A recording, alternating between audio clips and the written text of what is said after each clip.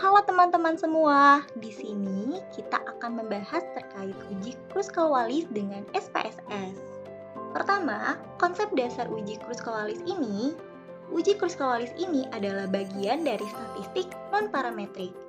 Uji Kruskal-Wallis ini digunakan sebagai alternatif dari uji one-way ANOVA ketika salah satu atau seluruh sebaran data tidak berdistribusi normal. Uji Kruskal-Wallis ini dipakai untuk 3 sampel atau lebih yang tidak berpasangan. Bagaimana analisis data penelitiannya dengan SPSS? Pertama, melakukan uji normalitas untuk mengetahui apakah data yang diteliti berdistribusi normal sebagai syarat dari uji one-way ANOVA atau parametrik. Jika tidak berdistribusi normal, maka alternatif yang bisa dipakai sebagai pengganti uji one-way ANOVA adalah uji Kruskal-Wallis. Jadi teman-teman, ketika kita sudah melakukan uji normalitas dan hasil datanya berdistribusi normal, maka kita menggunakan uji one-way ANOVA. Namun, ketika data kita tidak berdistribusi normal, maka alternatif penggantinya kita menggunakan uji Kruskal-Wallis. Bagaimana tahapan dari analisisnya? Kita dapat menginput data ke dalam SPSS, kemudian dianalisis dan akhirnya ada di output. Di sini, saya memiliki data terkait lama kerja dan teknik keterampilan. Dan untuk jumlah respondennya ada 72 responden. Di bagian lama kerja ini terbagi menjadi 3 kelompok. Yang pertama di bawah 5 tahun, yang kedua antara 6-10 tahun, dan yang ketiga di atas 10 tahun.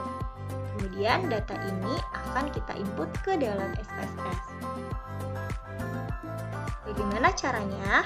Pertama, kita bisa klik File, kita pilih Import Data, kemudian kita pilih Excel. Di sini kita bisa memilih data yang akan kita input ke dalam SPSS. Kita klik Open.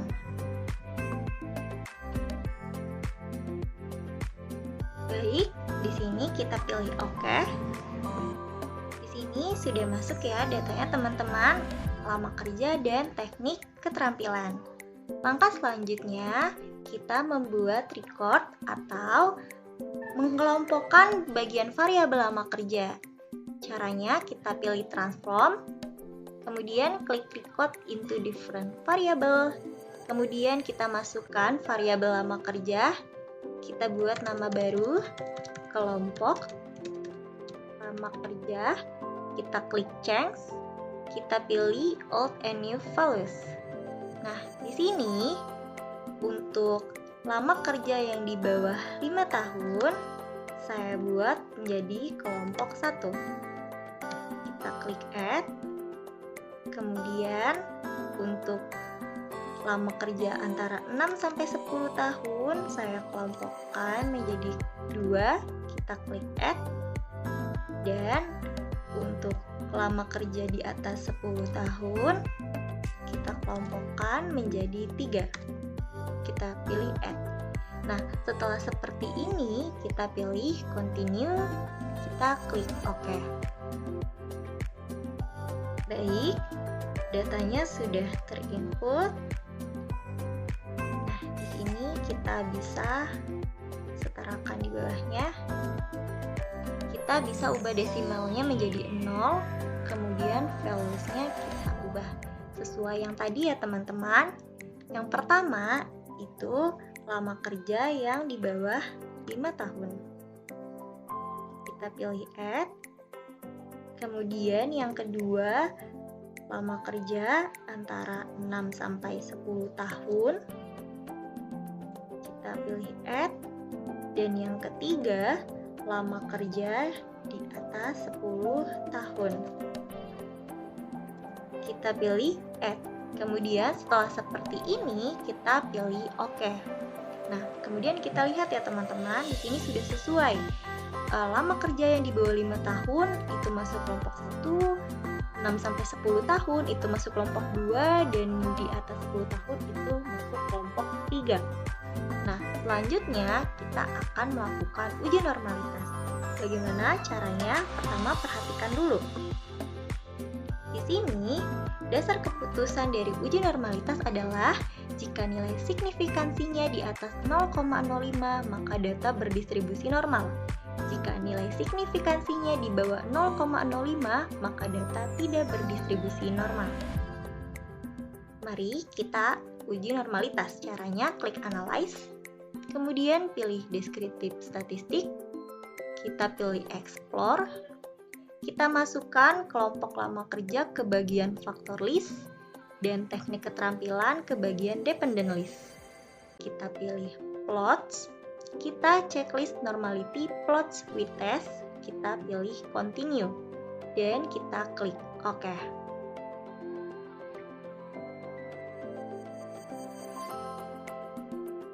Nah, di sini kita cari test of normality-nya.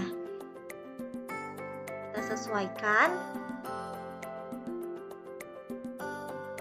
Jika signifikansinya di atas 0,05 maka data berdistribusi normal. Teman-teman perlu diperhatikan karena jumlah responden di dalam data saya ini sebesar 72, maka kita melihat di bagian Kolmogorov-Smirnov. Namun, jika data teman-teman sampelnya ada di bawah 50, bisa melihat di bagian Shapiro-Wilk-nya. Nah, di sini untuk data lama kerja di bawah 5 tahun sebesar di bawah 0,001. Untuk kelompok lama kerja 6-10 tahun sebesar 0,016. Dan untuk kelompok lama kerja di atas 10 tahun sebesar 0,128. Jika sesuai dasar keputusan di sini, maka untuk kelompok di bawah 5 tahun dan untuk kelompok 6-10 tahun datanya tidak berdistribusi normal. Namun untuk di atas 10 tahun datanya berdistribusi normal. Jadi, ketika ada data yang tidak berdistribusi normal, maka kita bisa menggunakan uji Kruskal-Wallis. Setelah itu, bagaimana cara uji Kruskal-Wallisnya? Pertama, kita perhatikan dulu.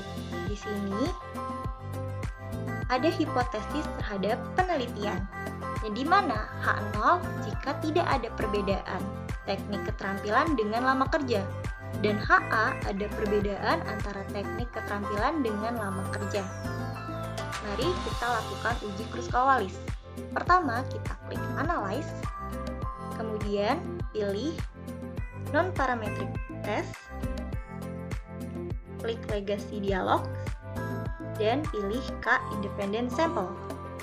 Di sini untuk kelompok lama kerja kita masuk ke bagian Grouping Variable, dan untuk teknik keterampilan kita masukkan Test Variable.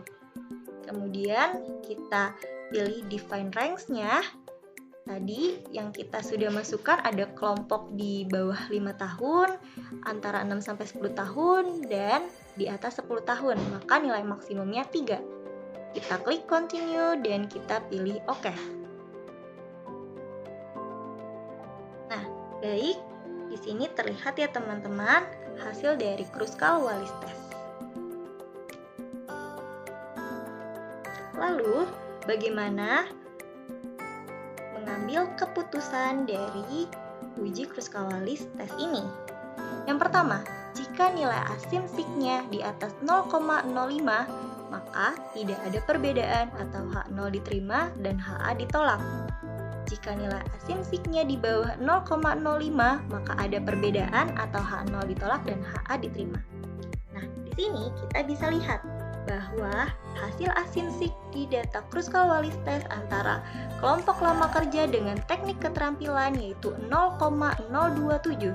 Artinya, nilai asimsiknya ini di bawah 0,05, maka terdapat perbedaan atau H0 ditolak dan H diterima. Selanjutnya, kita melakukan interpretasi data.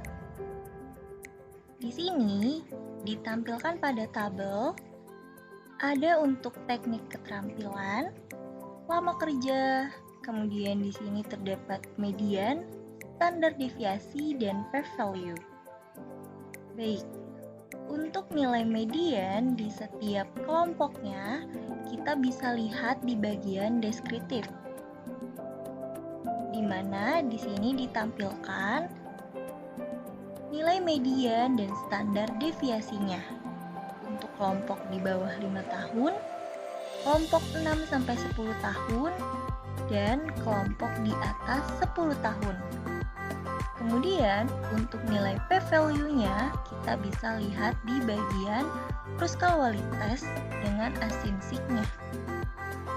Baik, berdasarkan uji Kruskal-Wallis, terdapat perbedaan rata-rata yang signifikan antara teknik keterampilan dengan lama kerja, yaitu yang di bawah 5 tahun, 6-10 tahun, dan di atas 10 tahun. Dibuktikan dengan nilai p-value-nya sebesar 0,027, artinya di bawah 0,05, serta nilai median dan standar deviasi pada setiap kelompok dengan di bawah 5 tahun yaitu 43,00 dengan standar deviasi 8,038. Kemudian untuk kelompok 6-10 tahun, mediannya 47,00 dengan standar deviasi 10,150. Dan untuk di atas 10 tahun yaitu 58,50 dengan standar deviasi 10,105.